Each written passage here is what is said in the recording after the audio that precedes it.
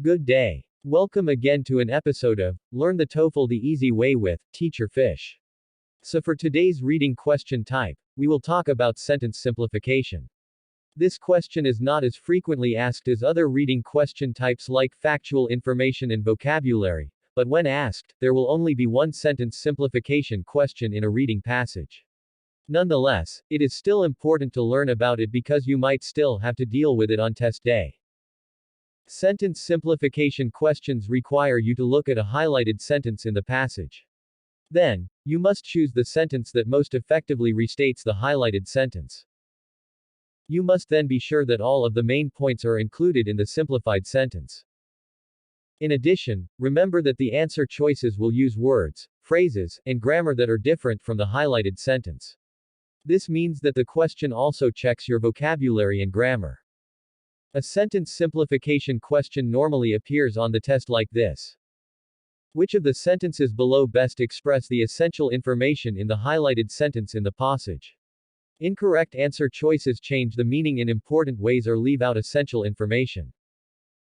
Now, let us look into some techniques on how to make a sentence simplification question easier to answer. Starting with, often the highlighted sentence have two or more separate clauses. Break the highlighted sentence into parts or clauses. By doing so, it would be easier to note the main points of the sentence parts or clauses, than to just deal with a long sentence at once. The next strategy would be, to make sure that the answer choice you select covers all of the essential information in the highlighted sentence. It would greatly help if, while reading the highlighted sentence, you'd have the basic grammar principle, subject plus verb plus object relationship in mind. You must then have a clear understanding of each of these sentence elements. Ask yourself, what is the subject doing to the object? Before reading the answer choices and with the main points of each clause in mind, as the first strategy suggests, you will be able to make things clearer and avoid building confusion once you begin transforming the highlighted sentence. I also recommend determining what the individual elements are, and then restating them to yourself in even basic English before looking at the answer choices. With this focus, choosing the correct answer becomes easier and more time efficient. For the third technique, be very careful when reading answer choices. Make sure to select the one that does not contain any information that disagrees with, or in opposition to the main sentence. The last technique I would like to share with you is, do not choose an answer choice that omits essential information. Some answer choices may have accurate information but may leave out an important point from the highlighted sentence. These are incorrect, so do not choose them. Now let us check your understanding of the strategies I gave and see how you'd use them in answering a sentence simplification question. Here is a part of a reading passage. It says, after a caterpillar eats a sufficient amount of food, it is ready to enter the third stage of its life cycle. This is known as the pupa stage. First, the larva, as the caterpillar is called, must find an ideal spot for pupation. While the larva typically finds a twig on a tree or bush to enter the third stage, the site could be any other place so long as it is hidden from the view of predators. The reason is that, while in the pupa stage, the butterfly is extremely vulnerable. So camouflage is its only protection. Once it has secured a site, the larva begins to spin a cocoon. It essentially entombs itself inside a fairly hard shell. While inside, a transformation occurs as the caterpillar changes into a butterfly. Most of its body parts literally dissolve. They are then reformed into new parts. These include wings, limbs, organs, and tissue.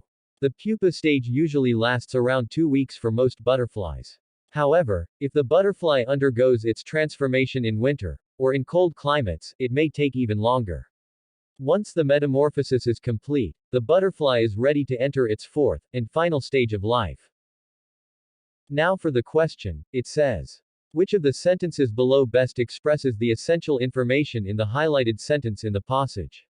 Incorrect answer choices change the meaning in important ways or leave out essential information. A. The larva often looks for a twig or some other place that is concealed from hunters while it transforms. B. The third stage of its life cycle requires the larva to find a twig in order to hide from predators. C. By staying out of view of predators, a larva is able to locate a tree branch to hide on during its metamorphosis. D. A larva that does not hide from predators on a twig will most likely be eaten before it can undergo a change. Answer choice A. Best restates the important information in the highlighted sentence. The highlighted sentence can be broken in two parts. 1. The larva looks for a twig or something similar to enter the third stage. And 2. The place it finds needs to be hidden from predators. Answer choice A. Includes both of these pieces of information and therefore is the correct answer. Choice B is incorrect because, while it may appear that it includes essential information, a larva is not required to find a twig. It can find another site instead as again stated in the highlighted sentence. Answer choice C is also wrong because the order of the actions is reversed. The larva finds a place to hide to stay out of the view of predators. It does not stay hidden from predators and then find a place to hide. Choice D is incorrect as well because there is nothing in the highlighted sentence that says about the larva getting eaten. So that's it guys. We have again reached the end of our lesson about a once mid to difficult level, now made easy reading question type called sentence simplification. Please do not hesitate to ask questions by leaving them on the comment section and I will do my best to answer them promptly. And always remember, the TOEFL is not difficult, if you know what to do. I have also uploaded other TOEFL lesson videos and some practice exercises here on my channel for you to sharpen your skills. Finally, please don't forget to subscribe, press like, and turn on the notification bell so that you'd be informed whenever I upload a new lesson or practice exercises. With that, see you again on the next episode of Learn the TOEFL the Easy Way with Teacher Fish. Have a great day everyone.